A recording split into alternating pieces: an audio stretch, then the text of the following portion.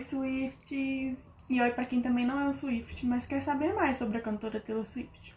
Sejam bem-vindos ao nosso primeiro episódio do podcast Miss Americana. Como já foi dito, um podcast sobre a cantora Taylor Swift. Eu sou a Luísa. E eu sou a Bárbara, e para começar da melhor forma, nós vamos falar um pouco sobre a vida dela, a infância, como começou a carreira, num resumo até os dias de hoje. E em cada episódio nós vamos conversar sobre cada fase da carreira dela. Momentos importantes, turnês, relacionamentos, porque a gente sabe, né, que todo mundo tem interesse por essa parte. Bastante. Amizades e muitas outras curiosidades. Os episódios serão quinzenais e também terá muito conteúdo no nosso Instagram, @podmissamericana. Todas as informações que trouxemos aqui foram tiradas de pesquisa da internet, como o site oficial do Brasil, taylorswift.com.br, sites americanos, documentários e entrevistas. Bom, então bora começar. Taylor Allison Swift nasceu no dia 13 de dezembro de 1989. E a gente vai ver que o número 13 vai ser muito importante, tanto na carreira quanto na vida pessoal dela. Mas enfim, ela nasceu em Rindy, na Pensilvânia, é a filha mais velha de Scott Swift e Andrea Swift. Seu irmão mais novo se chama Austin Swift e eles possuem 3 anos de diferença. Eles foram criados em uma fazenda de árvore de Natal. Muito fofo, né? Eu, quando descobri isso, eu achei tão bonitinho, que aqui podia ter essas coisas, né? É. E eu lembrei que teve um dia que, do nada, eu esqueci que ano que a Taylor tinha nascido. E eu fiquei pensando, gente, que ano que a Taylor nasceu? E eu fiquei... Aí eu falei, nossa, que vontade de ouvir o 1989. Realmente um álbum com o ano que ela nasceu. Um número aleatório. Bom, a Taylor coleciona prêmios desde a infância. Por exemplo, quando ela estava na 4ª série, ela venceu um concurso nacional de poesia com um poema chamado Monster in My Closet. Um pouco dark, né? É. Alguns de seus maiores ídolos na infância eram LeAnn Rimes, Shania Twain e Faith Hill. Bem country, né? Já dá pra ver aí as influências.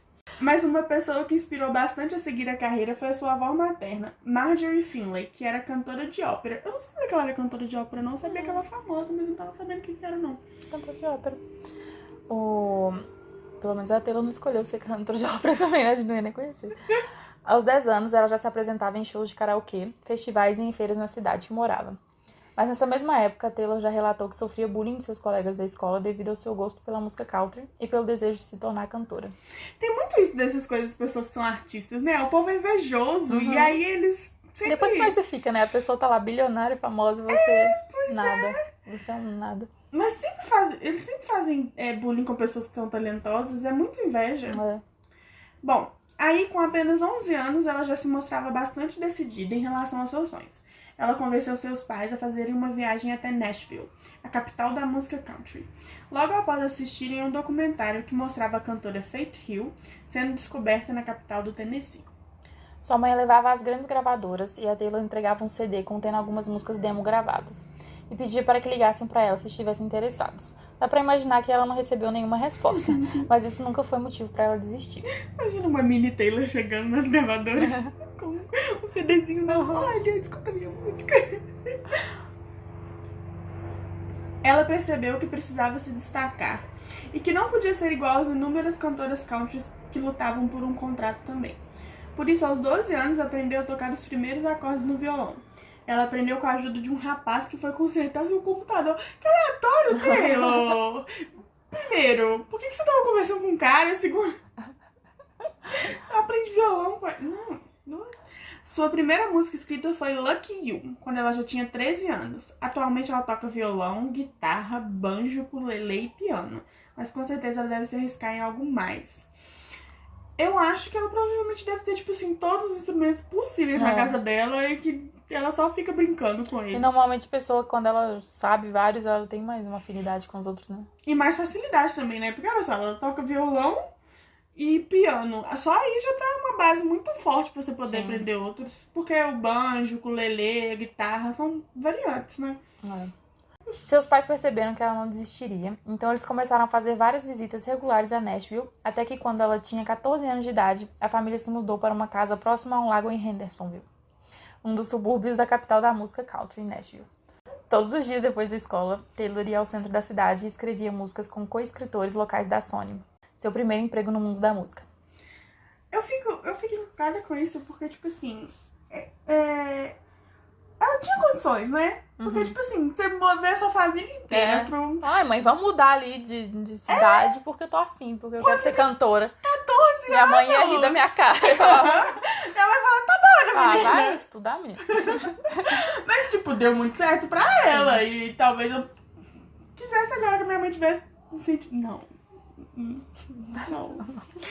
Mas, enfim. Ela assinou seu primeiro contrato com 15 anos, com a gravadora RCA. Era um contrato de desenvolvimento e experiência com prazo de 1 ano. A gravadora chegou a tentar prolongar o contrato, mas ainda não seria possível que ela gravasse suas composições. Seria somente de experiência mesmo, mas ela não aceitou e rompeu o contrato. Faz sentido, a mulher vive de compor música, e aí eles não querem que ela grave, então... E eu acho muito legal, né? Tipo assim, ela tinha 15 anos e ela já tinha esse pensamento. Eu com 15 anos, se a pessoa falasse, você vai ficar aqui só aprendendo, eu ia ficar lá só aprendendo. Ok. E ela não, já sabia que ela queria fazer da vida. Em 2005, teve a chance de se apresentar no The Bluebird Café, lugar tradicional em Nashville, em que vários compositores costumam se apresentar todas as noites. Ela chamou a atenção de Scott Borchetta, que estava abrindo sua nova... Sem spoilers, Luiz. Que estava abrindo sua nova gravadora independente. Ele a convidou para ser a primeira aposta da Big Machine Records, permitindo que ela escrevesse suas próprias músicas, sendo que essa gravadora de Taylor até novembro de 2018. Faz muito sentido, porque assim, ele tava dando pra ela o que ela queria, né? Que era gravar as músicas dela, as composições. Sim. Mas era tipo assim, o mínimo que a outra gravadora já deveria ter feito, então... Só que tipo assim, né? Imagina o tanto de Taylors que não existia na época. Que ia dar oportunidade pra qualquer uma. É verdade.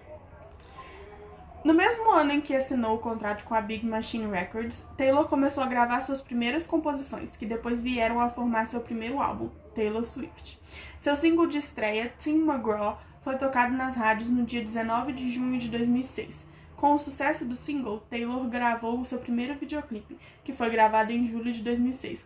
Eu sei que o videoclipe é muito produto da época, do momento, 2006, country e tal, mas eu acho ele tão barango, mas é muito fofo. É fofinho, é bonitinho. A mini Taylor cantando Tim McGraw, falando sobre como esse cara é incrível e essa música... Quem nunca teve uma música que foi arruinada por uma pessoa e você não consegue ouvir a música sem lembrar, senhora, né? Mas eu acho muito... Eu acho fofinho, eu gosto de ver, dá uma nostalgia. A música foi um sucesso, seu primeiro álbum foi lançado no dia 24 de outubro de 2006, vendendo 39 mil cópias na primeira semana. Mas já adianto um spoiler, no próximo episódio nós vamos detalhar tudo sobre o primeiro álbum, então não vamos entrar em muitos detalhes por aqui. A gente vai ter um episódio pra cada álbum, talvez? Sim. Talvez, hein? Fique de olho. Em 16 de outubro de 2007, Taylor também lançou, em parceria com as lojas Target, seu EP natalino, Sounds of the Season. Eu não sabia disso! Não! The Taylor Swift Holiday Collection. Foi em 2007 que ganhou seu primeiro prêmio, o Breakthrough Video of the Year, com um clipe de Tim McGraw, no CMT Music Awards, e foi indicado ao seu primeiro Grammy, na categoria Best New Artist, que acabou perdendo para Amy Winehouse. Que aleatório, né? É o tipo de pessoa que a gente não É estranho você pensar que as relaciona. duas eram novas artistas na mesma época, né? É estranho. Muito. Eu acho que a Amy parecia tão mais velha, né? É. Ela era mais velha, né? Não, eu acho que ela era novinha, só que, tipo, por causa dos problemas dela com droga, ela parecia mais velha, mas ela era bem novinha. Seguindo o sucesso do seu álbum, Taylor entrou em turnê entre 2007 e 2008, abrindo o show dos cantores country Brad Paisley, George Strait, Tim McGraw, Rascal Flatts. Na metade de 2008, lançou um EP intitulado Beautiful Eyes, que contava com 2 músicas inéditas, Beautiful Eyes e A Heart. Imagina que legal, você escreve uma música sobre um artista que você gosta muito, e aí a música não só fica famosa, como depois você vai abrir show desse artista. Deve ser muito estranho. Eu ia ter um treco. Faz uma música, escreve uma música chamada Taylor Swift, quem sabe? Quem sabe um dia. Em junho de 2008, no maior festival de música country, o CMA Music Festival, ela assinou autógrafos por aproximadamente 8 horas seguidas, sendo a sessão de autógrafos mais longa desde a maratona de 23 horas de Garth Brooks em 1996. A própria Taylor bateu seu próprio recorde em 2010, quando ficou 14 horas e 30 minutos assinando autógrafos, conversando e abraçando fãs em Nashville. Eu podia fazer isso aqui no Brasil, né? Pouco provável, mas... Impossibilitada desde 2007 de frequentar a escola porque estava em turnê, a Taylor se formou em julho de 2008 na Academia Aaron, uma escola cristã em Hendersonville, Tennessee, que oferece um programa de ensino em casa.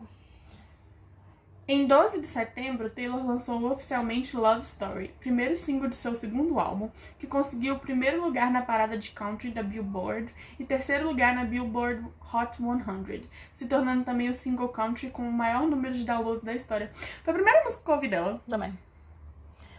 E eu ouvi... Eu não queria ouvir, mas tava passando na MTV o clipe, né? E aí eu só escutei porque alguém tinha me falado que ela era namorada do Joey Jonas. E era na época que os Jonas eram super famosos. A gente gostava dele. Eu falava, nossa, essa baranga é namorada do Joe. Deixa eu ouvir a música dela pra ver se é boa mesmo. E aí cá estamos hoje em dia. Muito mais fãs da Taylor do que tudo. Inclusive tem uma versão nova de Love Story, hein, gente? Lançada pela Taylor esses dias. Em 11 de novembro de 2008, seu segundo álbum, Fearless, estreou em primeiro lugar nas paradas, vendendo quase 600 mil cópias na primeira semana, sendo que todas as suas músicas foram escritas ou coescritas por ela mesma. Durante o período da turnê Fearless Tour, todas as decisões administrativas relativas à sua carreira foram feitas pela própria Taylor. Mesmo com apenas 19 anos na época, ela organizou todos os detalhes dos shows, desde a decoração a arranjos musicais. Ao invés de contratar uma agência para organizar sua carreira, ela fundou a sua própria e desde o início tomou pessoalmente todas as decisões possíveis quanto às turnês, contratos e álbuns. Parabéns. Empreendedora? Ela faz o management dela. Impulsionada pela imagem de, entre aspas, menina de família, por não beber álcool, não fumar e não frequentar baladas, foi considerada uma excelente modelo para diversas meninas jovens que a idolatram. Se tornou em 2009 um dos maiores nomes da música americana, título que ostenta até hoje. Na época chegou a fazer participações em canções com grandes nomes da música, como John Mayer, em Half of My Heart, e com Boys Like Girls, em Two Is Better Than One. Ai, Two Is Better Than One é tão boa. Eu nunca ouvi Half of My Heart, não lembro do nome. Ela canta a mesma frase só na música, assim, uma partezinha, e repete a mesma frase, pronto, acabou. Eu acho ótimo quando eles fazem isso. É tipo... Ela também faz isso com as parcerias do álbum dela. Agora, tipo o dueto dela com o Haim dessa... Você fica esperando e aí o artista não canta, né? Ok. Ainda em 2009, Taylor teve seu primeiro papel oficial no cinema, estrelando no filme Indas e Vindas do Amor. E fez uma breve aparição em Hannah Montana no filme, onde também compôs algumas músicas da trilha sonora. E foi também em 2009 que ganhou seu primeiro VMA e iniciou toda aquela treta com Kanye West, quando ele invadiu o palco e tirou o microfone da sua mão, interrompendo seu discurso. Eu lembro da gente assistindo esse VMA, você lembra? Eu fui pra sua casa e a gente tava assistindo. Foi icônico. E esse momento também, tudo que decorreu dele, também vai ter um episódio só pra isso. Né? Porque eu acho que é uma treta bem complexa e merece toda uma linha do tempo. Com certeza, com várias explicações, porque parece que não acaba nunca, tipo assim, até hoje, né? Eu acho que daqui a pouco o Kanye West precisa de atenção e ele aparece aí. E já em 2010, ela ganhou seus primeiros Grammys, 4 dos 8 em que concorria, incluindo o álbum do ano, vencendo de nomes como Beyoncé, Black Eyed Peas e Lady Gaga. Em 25 de outubro de 2010, Taylor lançou seu terceiro álbum, Speak Now, que na minha opinião é um dos melhores, que vendeu mais de 1 milhão de cópias na primeira semana, mais do que qualquer outro álbum nos últimos 2 anos. 2 anos, no caso, 2008 e 2009, né? Dessa época. Foi aclamado por grande parte dos críticos, sendo citado diversas vezes como um dos melhores do ano, o que é impressionante, considerando que o primeiro álbum em que Taylor escreveu sozinha, sem coautores, todas as músicas. E também era, tipo, terceiro álbum dela, né? E ela era tão novinha, né? Pra pensar que fez tanto sucesso assim. Sim. Em 2011, Taylor lançou sua primeira fragrância, intitulada Wonderstruck. O lançamento do perfume foi um sucesso, e no final do ano, Taylor foi honrada com o título de Woman of the Year, Mulher do Ano, pela Billboard em um evento de gala em Nova York. Eu lembro que era meu sonho ter esse perfume. Eu também queria. Nem deve ser tão gostoso assim. Não, mas eu super queria. Não. E tipo, nem tem coragem de ficar usando. Eu só ia cheirar uma vez e deixar guardado. Pra falar que tinha um perfume da Taylor. Não é pra usar. No início do ano de 2012, Taylor lançou 2 músicas inéditas, Safe and Sound, em parceria com a dupla The Civil Wars, e Eyes Open, ambas para a trilha sonora do filme Jogos Vorazes. Era muito bom ser adolescente naquela época, porque se você fosse Swift e fosse fã de Jogos Vorazes, né? E no caso eu era os dois. Sim. Porque imagina, você gosta muito de um livro, e aí ele vira filme, e aí a sua cantora favorita de repente tá cantando músicas pra trilha sonora. Eu era uma adolescente feliz. Inclusive. Elas são muito boas. Adoro. Éramos adolescentes muito felizes. Sim. A gente não pode reclamar disso. Em março foi divulgado que Taylor estaria presente em uma faixa do álbum do rapper B.O.B. Então, em maio daquele ano, podemos conferir a parceria dos dois em Both of Us. Essa música também é Ela é muito linda, eu amo linda. essa música. E as pessoas não apreciam ela o suficiente. Ela não faz tanto sucesso, né? Ela é bem esquecidinha. Até eu esqueço dela. Às vezes ela começa a tocar, meu Deus, essa música é linda. Parece que é a primeira vez que tô ouvindo. Ela foi apontada pela Forbes como a celebridade com menos de 30 anos, a mais faturada entre maio de 2011 e maio de 2012. Um total de 57 milhões de dólares, em adição à fortuna anterior já acumulada. Foi com esse dinheiro que Taylor comprou uma cobertura em Nashville, uma casa em Los Angeles e uma casa em Seattle City, em Nova Jersey. Eu queria. Eu só queria uma casa, né? Um apartamentinho. Não precisava Aí nem ela ser. tem uma cobertura, uma casa e outra casa. Não precisava nem ser no meio desses aí. Não precisava nem ser cobertura. Kitnet. Em agosto de 2012, Taylor lançou a música We Are Never... Você não no ritmo, não. We Are Never Ever Getting Back Together, como o primeiro single do seu quarto álbum de estúdio, Red, que é um dos melhores álbuns, Ele é não só da Taylor, mas, tipo assim, do mundo. de música. Da história do mundo. Na minha opinião. Assim, We Are Never Ever Getting Back Together não é um bom exemplo de como ele consegue ser bom. A gente não vai olhar por esse ângulo aí, não. Mas, que ele é muito bom, ele é. Em cerca de 50 minutos, a música atingiu o topo da loja virtual do iTunes dos Estados Unidos, sendo o single mais rápido da história a alcançar a primeira posição, e atingindo o topo em mais de 30 países diferentes. Mais tarde, a música se tornaria a primeira música da Taylor a alcançar o primeiro lugar no Billboard Hot 100. Ela é muito esquisita porque eu não sinto que We're Never Ever Getting Back Together merece esse... É porque é aquele tipo de música que qualquer pessoa vai querer ouvir. Porque como a gente é fã, a gente quer aquelas músicas tristes, aquela música que tá falando sobre a vida dela, não sei o que tem a letra Aquelas profunda. Só a gente que é fã que vai entender. Uhum. E aí, tipo, We Are Never Getting Back Together, Shake It Off, é a música que qualquer pessoa vai ouvir. I Knew You Were Trouble, que também Sim. fez muito sucesso, que eu também não suporto. Eu gosto. Eu superei, tipo assim, quando ela lançou, eu fiquei, tipo, muito viciado. Aí enjoei. Porque todo mundo começou a gostar, então ela tocava o tempo inteiro. Você Aham. cansa, porque a gente é tempo fã, a inteiro. gente já escutou muito. Mas hoje em dia eu consigo ouvir ela, eu adoro ela. Não, eu continuo Acho sem muito gostar gostosinha. dela. Mas eu entendo, ela justamente também entra nessa questão que você falou. Tipo, ela é comercialmente boa, É. do tipo que dá pra tocar em festa. Porque ela é bem pop, né? Nessa época a Taylor ainda era country, mas essa música ela é bem pop. Mas não tem aquela... Não toca emocionalmente igual as outras É. do Red. Nossa E senhora, o Red All é Too tipo Well. assim, você quer chorar, você escuta o Red. Nossa senhora.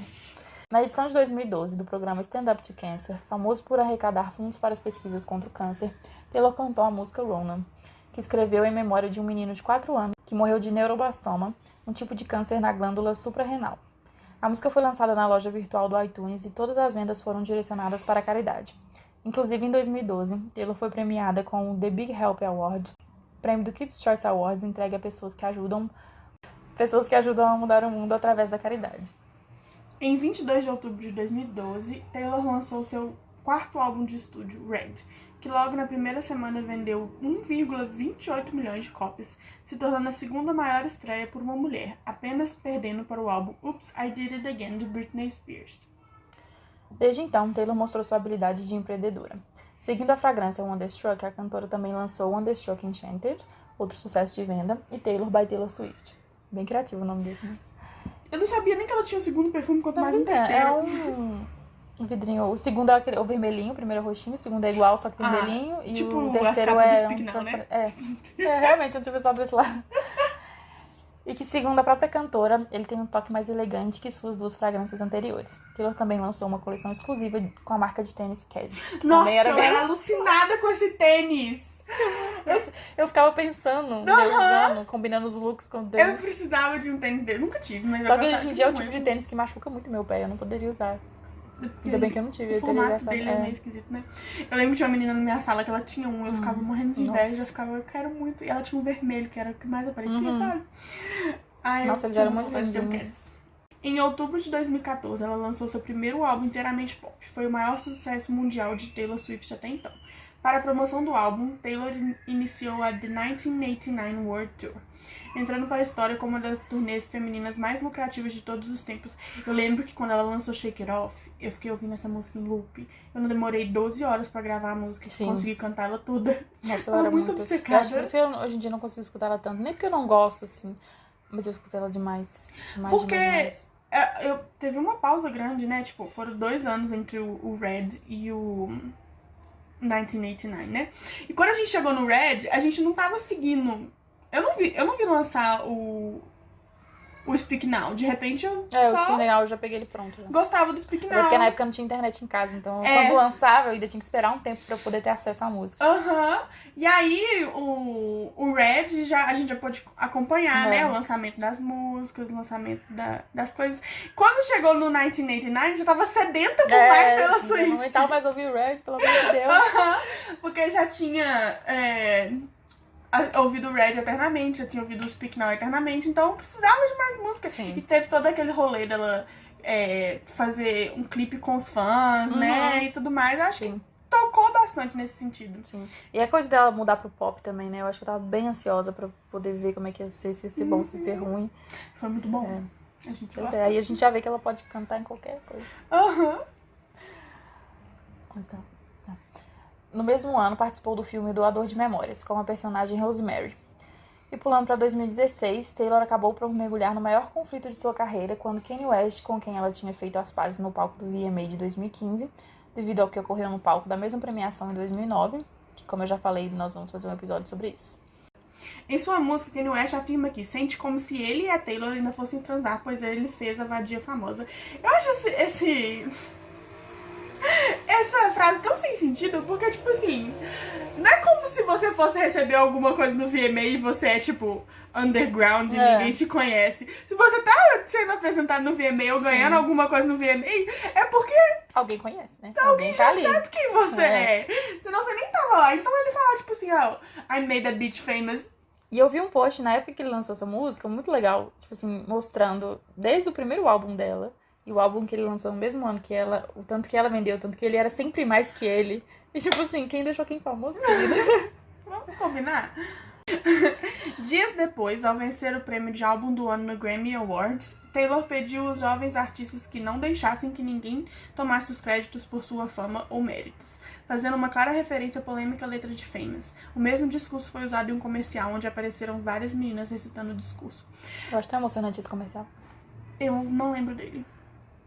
Ela ganhou o álbum do ano com 1989. Com 1989, foi o último que ela ganhou. Gente, eu sou uma péssima fã, socorro, eu não sei de nada. Aí foi logo depois que ele lançou a música, aí ela tipo, não quis falar sobre, aí ela fez esse discurso assim maravilhoso, que vai estar no episódio que a gente vai falar sobre isso. E aí logo depois eles mandaram o vídeo ali, ó. Meses depois, Kim Kardashian, esposa de Kanye West, divulgou em seu Snapchat uma ligação supostamente provando que Taylor sabia e havia aceitado ser parte da letra de Famous. E como resposta, Taylor publicou uma nota em seu Instagram dizendo que jamais tinha ouvido a canção e que não tinha aceitado ser chamado de vadia.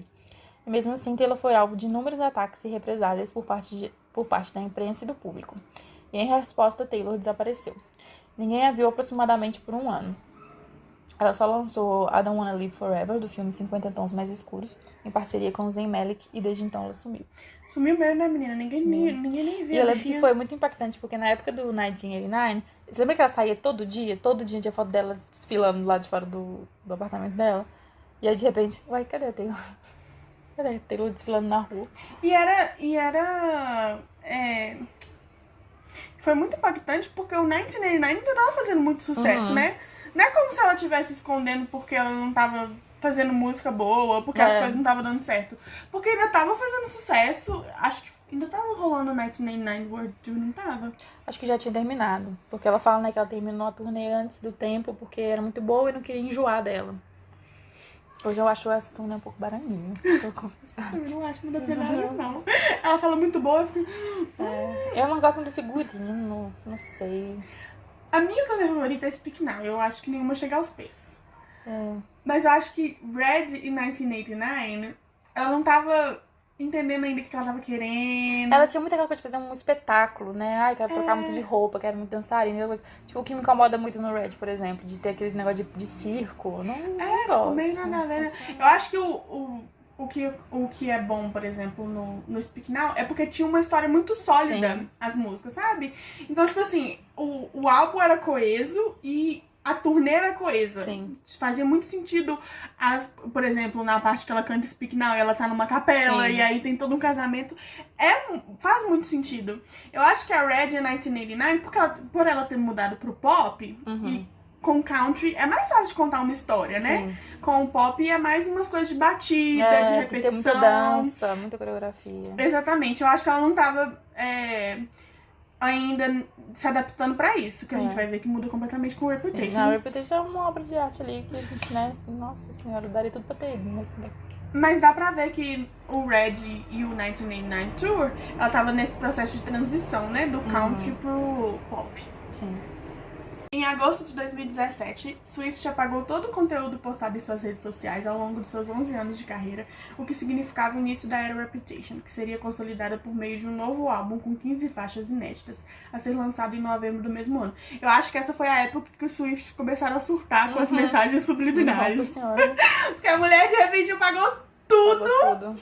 E aí todo mundo ficou tipo assim. Eu lembro na hora que começaram a postar sobre isso, eu tô tipo assim, mas o quê? Como assim? O que tá acontecendo e tal? Eu acho que foi essa época que os Swifts começaram a surtar com teorias. E porque ela tinha um padrão também, né? Era sempre, tipo, um álbum, turnê, isso durava mais ou menos 2 anos, aí, tipo, divulgava a primeira faixa, soltava umas antes e lançava o álbum. É a mesma coisa. Turnê, durava uns 2 anos, próximo álbum. E o Reputation não, foi tudo muito diferente. Então, eu achava muito o que tá acontecendo. Uma fonte próxima disse na época de seu lançamento: o Reputation é liricamente mais afiado e mais emocionalmente complexo do que o 1989. Sua música fala e continuará a falar por si mesma, explicando o porquê de Taylor não ir a entrevistas e não fazer apresentações para divulgar o seu sexto álbum. É muito arriscado, né? Você fica mais de anos sem aparecer, e aí você de repente lança um novo álbum, e aí você Não fez nada. e você tá, tipo assim, só se garantindo com o álbum mesmo. Sim. Porque não deu entrevista, não fez divulgação e tudo mais. E assim, ela podia se garantir no Reputation? Podia, com certeza. Mas que foi arriscado, foi. Foi. Tipo assim, deu certo? Deu. Poderia ter dado mais? Poderia. Igual fica triste que não foi concorrer ao Grammy com ele. Poderia ter concorrido, talvez, se ela tivesse divulgado mais. Também acho. Se ela tivesse feito mais clipes, sei lá, mais singles. Mas a gente não vai falar sobre isso agora. A gente não vai levar pra sei lá. Como um desabafo, a era Reputation começou matando a antiga Taylor e o nascimento da nova Taylor. Mas o Reputation não é feito só de lamentações. As composições celebram o amor e o acolhimento recebido nos tempos difíceis. Esse acolhimento muito por parte de seu novo namorado, Joey Alwyn. Inclusive, no dia que nós estamos gravando esse episódio, é aniversário dele. Não sabia. Não sei nada sobre ele. Mostrou também o amadurecimento da cantora nesse período. Às vezes eu até esqueço que ela namora ele. É porque não mostra, né? Não coisa. E os anteriores foi tão público que a gente fica... Ok. Pois é, eu acho que falou ali, né, sobre matar a antiga Taylor. Desculpa, mas quando ela lançou Look What You Made Me Do, eu achei tão barango, eu mas gostava tão tanto. barango. Eu acho que eu tava me sentindo um pouco vingativa na época, não sei porquê, então eu me sentia muito, nossa. Look What You Made Me Do. Eu não tava fazendo nada na minha vida, Look What You Made Me Do. Mas eu achei tão barango. Eu não sei porquê, quando eu falo The Old Taylor Can't Come to the Front Right Now, eu fiquei tipo assim, tão cringy. Porque ela se personificou aquela narrativa, né? De que ela era uma cobra, de que ela era um Isso eu gostei muito, eu achei muito marketing. Tipo assim, você pega aquilo que o povo usou contra você e usa isso pra ser você. E eu vou ser isso que vocês estão falando. Eu achei muito legal. Mas eu acho que me pegou mais é porque eu sabia que era uma jogada de marketing. Sim. Porque, tipo assim, linda, já tem quase 10 anos que nós estamos nessa caminhada. Eu sei que você não é assim, eu sei que isso não é...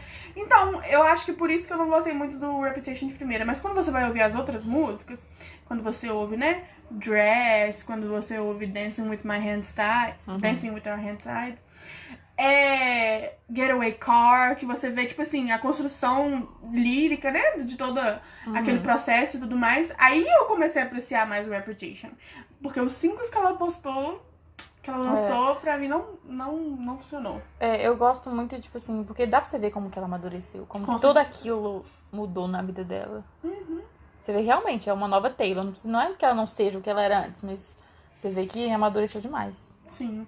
O álbum, né, Reputation, foi recebido com críticas mistas e não repetiu o sucesso arrebatador do seu antecedente. Mas isso tem muito a ver com o que você falou, né? De não ter muita divulgação, dela ter sumido muito tempo, da mídia ainda não ter mudado a imagem que tava tendo dela, né? Porque foi só depois do Reputation que elas meio que teve um momento de redenção e de, tipo assim, de pararem de pintar ela como a vilã da história.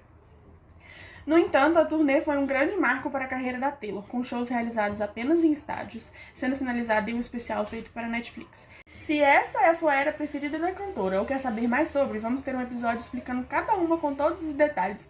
Eu gosto muito do Reputation Tour. Nossa, eu acho. Nossa, é bom demais. Principalmente que ela canta All Too Well no violão. Nossa, eu fico acabada, choro horrores toda vez que eu ouço.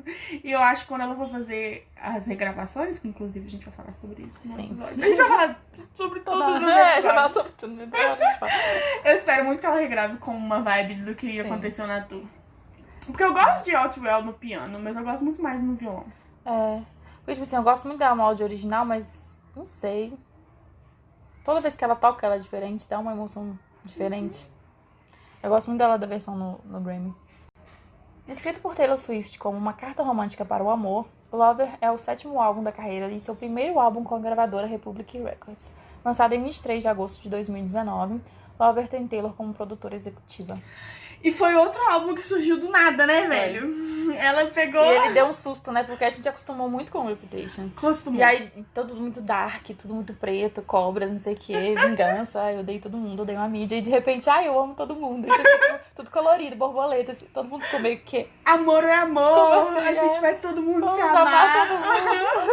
E assim, eu amo essa mensagem, adoro toda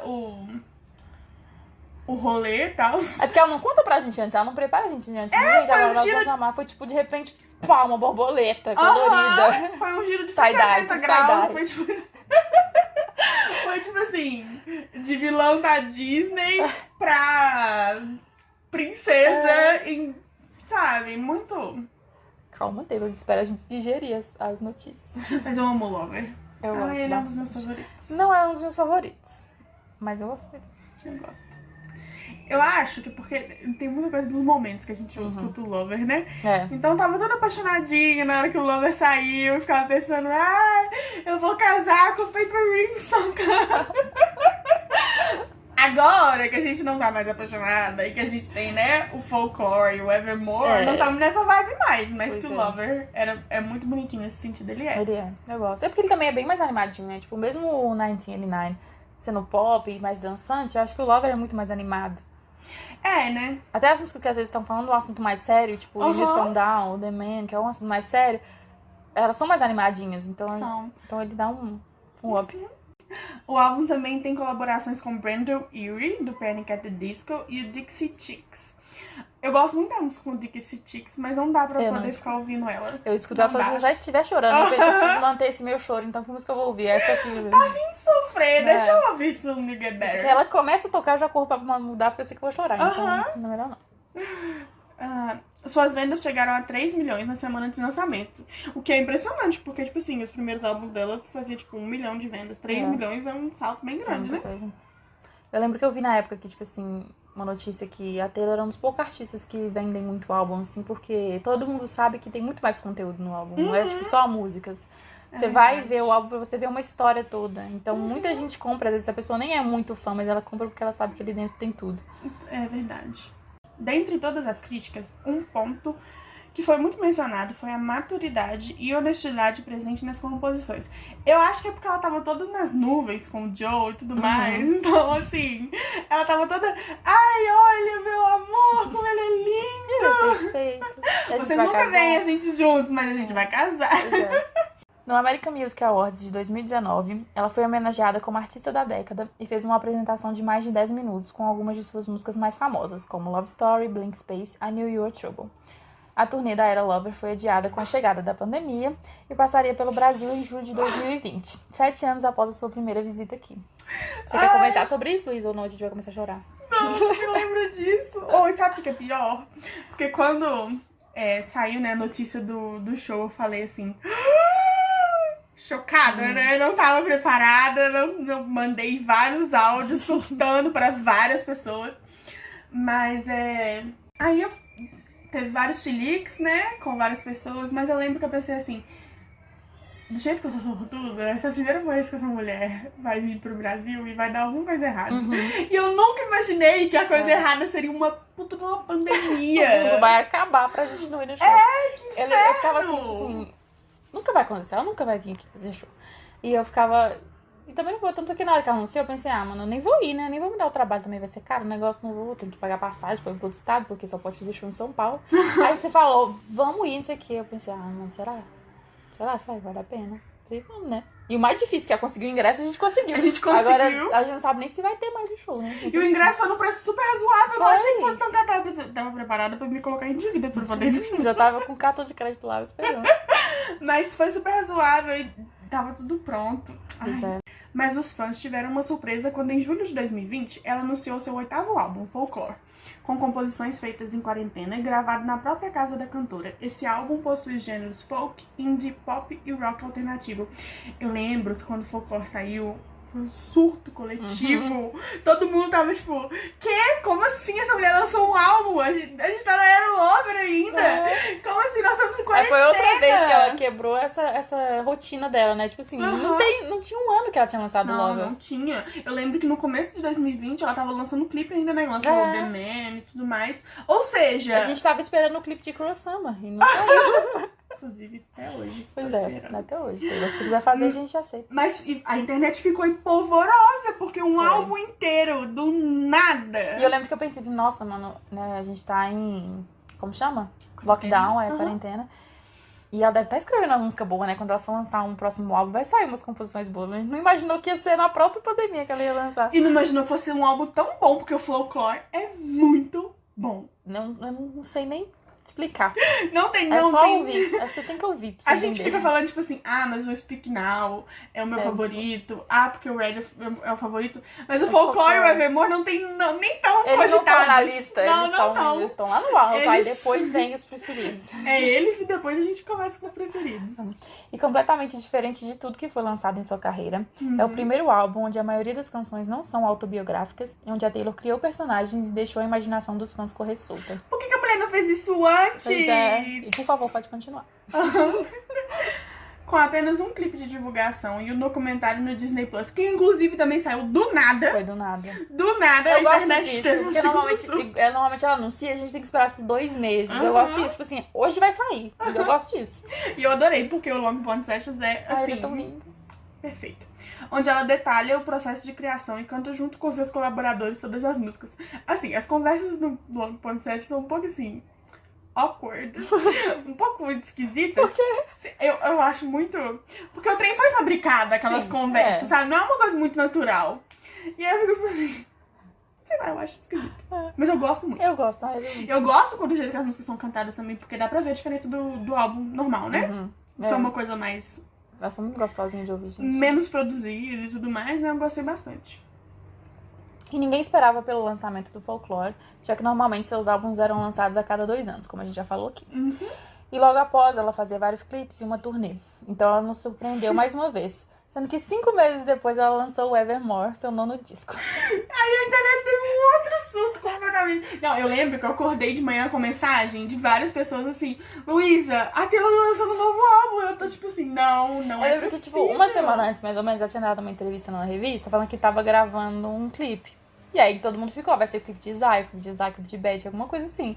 E eu pensei, vai sair clipe. Na hora que o povo falou, gente, a Taylor tá postando 9 fotos lá no Instagram. Eu pensei, deve ser do clipe. Aí um amigo meu falou assim, não, é álbum novo. Eu pensei, tá zoando, né? Porque não vai, não tem como ser outro álbum. Ela não vai fazer isso com o meu coração. Mas ela foi lá e fez. Sim. E o Evermore é tipo assim... outro nível do Folklore também. Também não tem como descrever. Não tem como. É só ouvir. Não tem como. Eu fiquei até 2 horas da manhã, acordada. Nossa, eu lembro com sono, assim. Mas eu sabia que se eu não ouvisse... eu não ia conseguir dormir. Tem que ouvir primeiro. E foi uma experiência, realmente, porque as músicas são muito, assim... O que eu gosto muito da Taylor, o que eu sempre gostei muito da Taylor, é o poder dela de conseguir contar histórias em momentos tão curtos e de um jeito tão dinâmico, sabe? Sim. E não tem melhor exemplo disso do que o Folklore e o Evermore. Sim. The Last Great American Dynasty, ela conta quase que 70 anos de história E você numa pensa, única música. ela tirou uma ideia simples ali e ela fez tudo. Pois é, então assim, eu acho que esses álbuns se destacam muito em relação a isso, sabe? De como que as músicas contam uma história. Nobody, no crime. E são histórias que a gente gosta muito de ler. Poderia ser um livro. Poderia. E ela consegue contar a história de uma música de 3 minutos. É muito impressionante.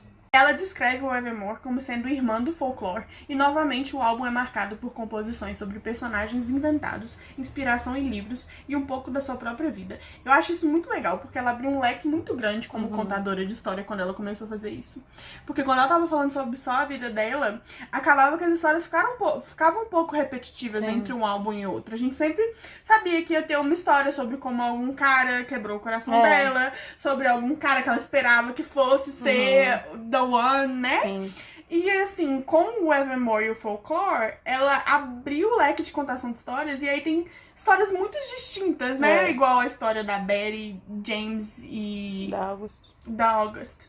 E eu acho que deu mais coragem pra ela, porque é uma das coisas que eu não gosto muito no Lover, por exemplo. Porque todos os álbuns era isso, o que tinha acontecido naqueles últimos 2 anos dela. E o Lover já tava muito repetitivo, porque ela tá apaixonada e aí é só isso que ela tá falando. Aí eu pensei, nossa, os próximos álbuns, se ela ficar com o Joey pra sempre, todos os álbuns vão ser sobre o Joey ser maravilhoso. E não, aí a gente queira que ela termine com o Joey. e a gente não vai achar ruim, que as músicas com certeza seriam boas. Mas ela pode dar uma mudada, e ela deu, e foi maravilhoso. Foi muito bom. E ela abriu também pra contar histórias da família dela, né? Sim. Tem a Epiphany, que fala sobre as questões com a avó dela, e Marjorie, que fala da avó dela, né? E até o momento o álbum possui somente um clipe da canção Willow, e pelo jeito também vai continuar assim, né? E é muito boa! Eu gosto muito de Willow. Ela é muito fofinha. Apesar de que entre ela e Cardigan eu prefiro Cardigan. Eu prefiro Willow. Tá bom. A gente pode continuar sendo amiga.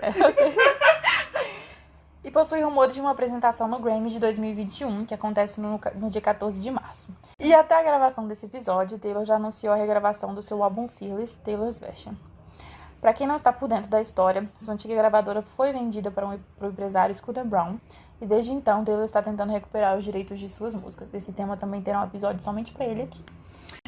A gente vai falar sobre esse episódio, mas eu quero muito falar sobre um negócio que me contaram essa semana, um amigo meu me contou, e eu fiquei muito chocada, que é que o Fearless que a gente tem aqui no Brasil não é o Fearless que foi lançado nos Estados Unidos. Eu não sabia disso! Eu não sabia, gente. Eu fiquei em choque. Eu falei, o quê? E aí eu descobri que é tipo um mashup das músicas que o pessoal gostava do Taylor Swift e do Fearless, e fizeram uma versão brasileira. Eu tô tipo assim, como eu não sabia disso? Tanto que o próprio Taylor Swift ele foi lançado no Brasil tem pouco tempo. Antes você achava ele caríssimo porque ele era importado, porque ele não foi lançado no Brasil. Gente, eu não sabia disso. Fiquei chocada quando... Gente, eu sou uma péssima Swift. Eu lembro que eu ficava muito confusa, porque eu ficava tipo assim, Our Song, Should I Say No... Eu achava que era do Fearless, mas tem no primeiro álbum também, eu ficava meio confusa. Eu pensei, então eles só botaram. Mas... O que eu ficava achando que aconteceu? Eu ficava achando que o Taylor Swift tinha sido lançado só como EP, e aí depois ela tinha pego as músicas que ela gostava e lançado no Fearless. Era isso que eu achava que tinha acontecido. Mas não faz sentido nenhum. Por que eu tenho essa teoria na minha cabeça, sendo que a internet tá aí pra me falar a verdade? E tipo, porque ela não era tão... provavelmente não venderia um álbum com só músicas inéditas, assim. Então eles pegaram as mais famosas e botaram. Eu lembro que eu fiz esse Platinum também, eu demorei um tempo pra conhecer ele. Eu nunca ouvi ele, mas eu sei que, tipo assim... Untouchable, Coming With The Rain, The Other Side of the Door. Eu não sabia Superstar. que isso era do Fearless Platinum. Eu achava que só tinha na internet. Fearless Platinum. Eu amo essas músicas, eu acho que eu amo elas mais do que eu o adoro. Fearless mesmo. E provavelmente vai estar na regravação, Vai, né? elas vão estar. Eu gosto muito mesmo. Superstar é muito boa. Adoro. Untouchable também. Untouchable eu acho que é mais linda. Nossa, eu choro. Então, a gente já deu falar um pouquinho, né, Luiz? Como que você conheceu a Taylor?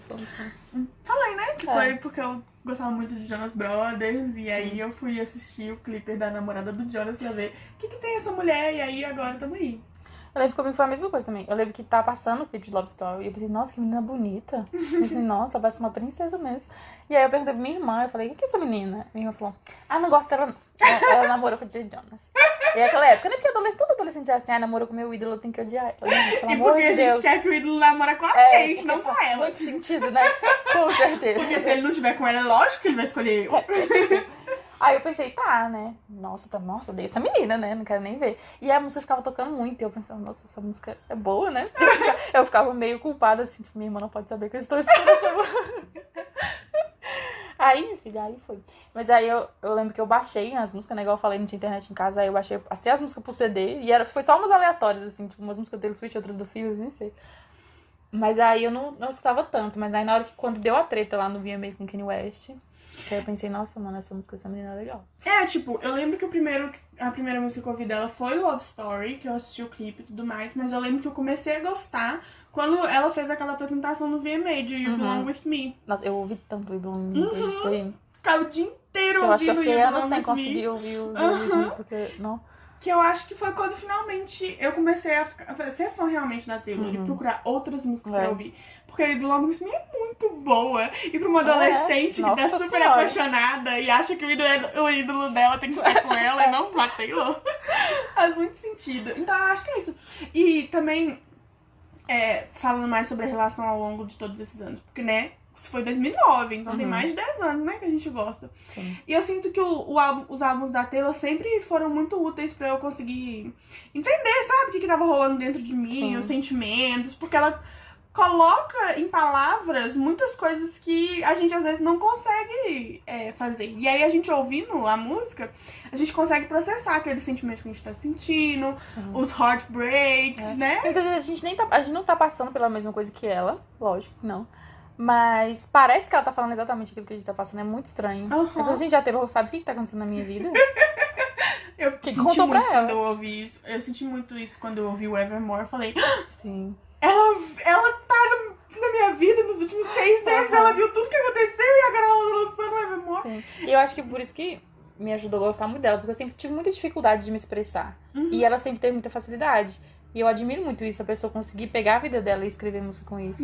E eu acho muito honesta, tipo, todos os outros artistas que eu gosto, nenhum escreve tão sincero igual ela. Mesmo que o artista escreva as próprias músicas. Sim. Tem uma outra cantora que eu não vou citar nomes por polêmicas, que eu gostava muito, mas tinha uma música no álbum dela, tipo, tinha anos que ela tava namorando com o mesmo cara e um monte de música de coração partido no álbum dela. Eu fiquei, mas não tem a ver com o que tá vivendo na sua vida, sabe? Eu quero que a pessoa conte com honestidade o que tá acontecendo.